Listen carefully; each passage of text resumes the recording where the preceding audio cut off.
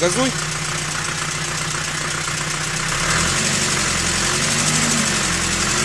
На холодную заводишь, вчера вот я этот менял, гидрик. На холодную завел, он вообще брякает.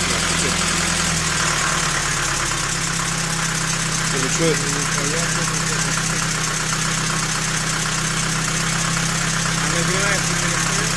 Не перестает, но гидрики барабанят. Что вот это?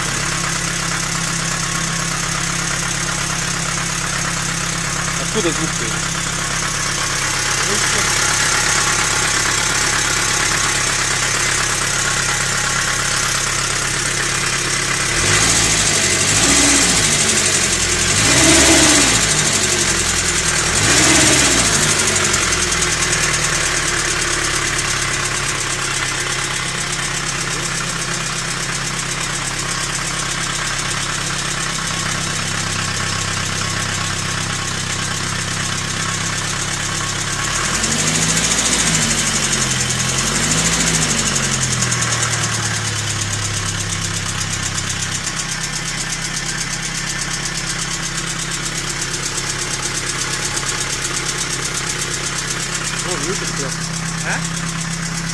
Будешь выбирать?